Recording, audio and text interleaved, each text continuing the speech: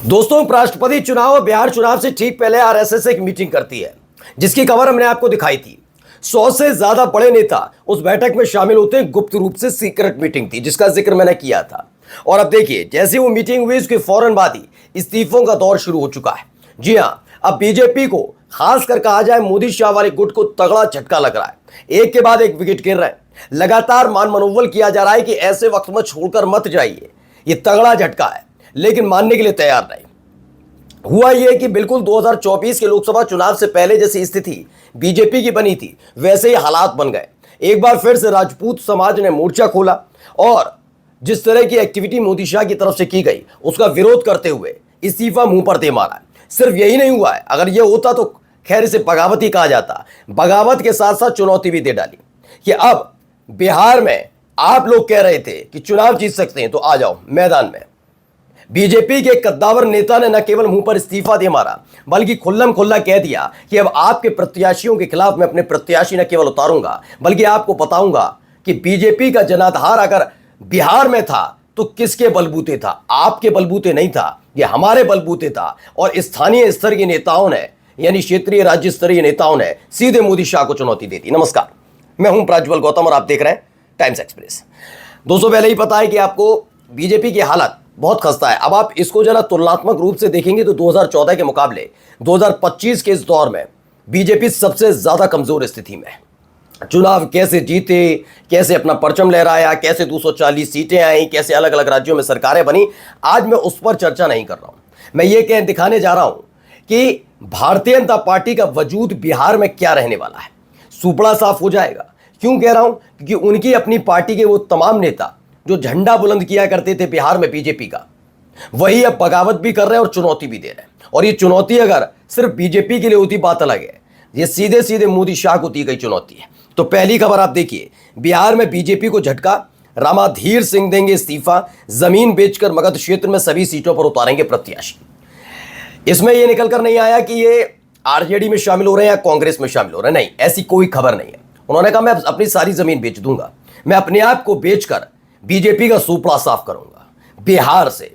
ये रामाधीर सिंह जो हैं, ये बड़े नेता बताए जाते हैं, वहां के बीजेपी के बड़े नेताओं में से एक शुमार है। और एक ऐसे नेता हैं जिन्होंने कई बड़े नेताओं को और बड़ा नेता बनाया, जिसकी वजह से केंद्रीय मंत्री तक बन पाए।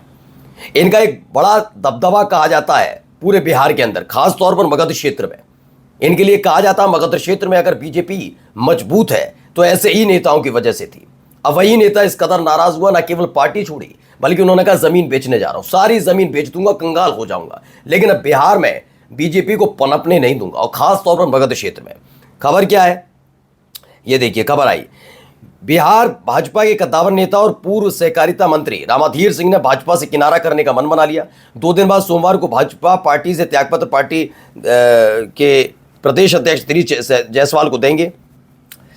अंबा में एक प्रेस वार्ता के दौरान उन्होंने ऐलान किया। इसके बाद राजनीतिक गलियारे में भूचाल आ गया। लोग कह रहे हैं शुरू से बीजेपी में शामिल रामाधीर सिंह आखिर पार्टी को क्यों बाय बाय कर रहे हैं, जबकि उन्होंने इस पार्टी के लिए बहुत कुछ किया, यहां तक कि पार्टी को खून पसीने से सींचा। हाँ, ये बात जरूर है कि उनकी भाजपा के पूर्व सांसद सुशील सिंह से नहीं बनती। यूं कहे कि 36 का आंकड़ा रामाधार इस बात से खफा रहते हैं कि विधानसभा चुनाव में सुशील सिंह ने ही उन्हें हराया, वो भी कांग्रेस के आनंद शंकर को जिताने के लिए। जिसके लिए मुझे हराया वो भी उनका ना हुआ। ये स्पष्ट बातें निकलकर सामने आ रही है। यानी आप सोचिए, किसी को बख्शने वाले नहीं है, स्पष्ट है। अब ये बीजेपी के खिलाफ मोर्चा खोल दिया गया है।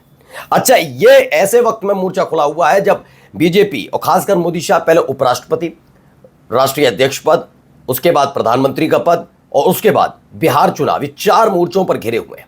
इन 4 मोर्चों पर ऐसे घिरे, समझ नहीं पा रहे किस मोर्चे को पहले संभाला जाए। और यहां आते हैं संभालने, तब तक दूसरे मोर्चे पर ढीले पड़ जाते हैं।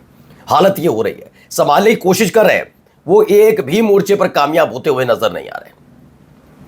वो जरूर अब कुछ बड़ी, देखो क्या होता है ना, राजनीति के साथ जब आप विपक्ष में होते हैं तो अलग बात होती है, फिर आप 4-5 साल काम करते हैं तो अलग बात होती है, फिर उसके बाद जब लंबे समय तक काम करने लग जाते हैं, यानी लंबे समय तक आप सत्ता में होते हैं, तो आप सिर्फ जुमले नहीं फेंक सकते। यानी कि आप केवल ये नहीं कह सकते कर देंगे, हो जाएगा, देखा जाएगा, 2050, 3000 साल बाद, 50,000 साल बाद, ऐसी कहानियां नहीं सुनी जाती। जनता कहती है कि हम आप पर कब तक भरोसा करें, क्योंकि हालात जो देश के अंदर है वो ऐसे देश के हालात थे ही नहीं। आज बड़ा हालात ऐसे बन गए कि समझ में नहीं आता किस पर भरोसा किया जाए। आप समझिए मैं कहना क्या चाहता हूं। रोजगार सबको पता है कितना मिल रहा है, झोली भर भर कर बांटा जा रहा है। सबको पता है हिंदू मुसलमान चरम पर पहुंच चुका है। देश में ऐसे हालात नहीं थे। हमारे देश के बड़े बड़े संवैधानिक पदों पर बैठे हुए लोग अचानक इस्तीफा देते हैं और गायब हो जा रहे हैं, देश छोड़ छोड़ कर जा रहे हैं। ये खबर तक निकलती है, जिसमें राजीव कुमार भी खबर निकली, लेकिन सूत्रों के हवाले से लोगों ने खबर चला ली। आज तक पता नहीं है कि कहां है राजीव कुमार। माल्टा की नागरिकता नहीं ली, ये तो खबर आ गई, लेकिन खुद राजीव कुमार ने आकर नहीं बताया कि मैं भारत में हूं या माल्टा में हूं या कहां पर हूं। कोई जानकारी उनकी नहीं। तो देश देख रहा है। अब इस पर जो ये बातें नहीं चलेंगी, ये मैं कर दूंगा, मैं वो कर दूंगा, मैं ये हूं, मैं वो हूं। अब ये आदमी सुनना नहीं चाहता, इसीलिए भाड़े की भीड़ बुलाई जा रही है। बिहार के अंदर बीजेपी बहुत सीमित होती जा रही और ऐसे नेता छोड़ रहे हैं। अच्छा, ये हालात कब हैं ये और देखिए, जो मैंने खबर एक दिन पहले आपको दिखाई थी, इसमें बताया गया था 100 से ज्यादा सीनियर नेताओं से चर्चा, बिहार चुनाव से पहले बदलेगी पार्टी की लीडरशिप। ये इसी मोर्चे पर घेरे हैं। अब बिहार चुनाव के साथ साथ ये उपराष्ट्रपति पद के लेकर भी है, क्योंकि 100 से ज्यादा बीजेपी के नेताओं ने बैठक में जाकर हिस्सा ले लिया। न केवल हिस्सा लिया, ये गुप्त मीटिंग थी। बार बार ये बताया गया कि इस मीटिंग की कोई चर्चा नहीं थी, कोई पहले से तय नहीं था, पहले से बताया नहीं गया, और इस गुप्त मीटिंग में चर्चाएं आम हो गई। यानी क्लियर ये कर दिया गया है कि एक बड़ा फैसला इसमें लिया गया है। अब बड़ा फैसला क्या है, ये वो 100 नेता जानते हैं जो बीजेपी के, लेकिन वो है मोदी शाह गुट के नहीं, तो बाहर आ नहीं रही बात। आरएसएस के जो पदाधिकारी हैं उनके साथ बात है, वो आरएसएस पसंद नहीं कर रही मोदी शाह को। वो तो कह ही चुके हैं कि भाई अब तो समय, अब तो देख लो, आज तो 25 तारीख हो गई है, देख लो 25 तारीख है, अब आगे का देख लेना क्या करना है। वो इस चीज़ पर चल रहे हैं। वो कह रहे हैं 17 सितंबर आ रहा है, इस बार जश्न के साथ अपना बर्थडे मनाओ, विदाई पाओ, ये ऑफर चला दिया है। अब ये समझ नहीं पा रहे बीजेपी ने तो क्या उपराष्ट्रपति पद में वाकई खेल होने जा रहा है। क्योंकि आरएसएस, अगर आप ये सोच के चल रहे हैं कि आरएसएस साथ देने जा रही है, नहीं, क्योंकि साख जो दाव पर है वो सीपी राधाकृष्णन के नाम पर मोदी शाह की दाव पर है, मोदी की भी नहीं है। मैं तो अमित शाह की ज्यादा कहूंगा कि अमित शाह को लगातार आगे बढ़ाया जा रहा है। 100 नेताओं ने मुलाकात कर ली। अब इसके साथ साथ लगातार इस्तीफों का दौर भी शुरू हो चुका है। देखिए, ये खबर भी आई थी, उपराष्ट्रपति चुनाव के बाद बीजेपी को मिल सकता है नया राष्ट्रीय अध्यक्ष। 100 से ज्यादा सीनियर नेताओं से हुई चर्चा।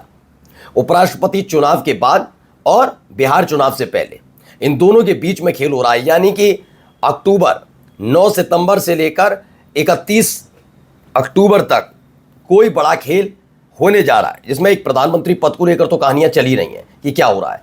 यानी एक एक करके अब इस्तीफे गिर रहे हैं।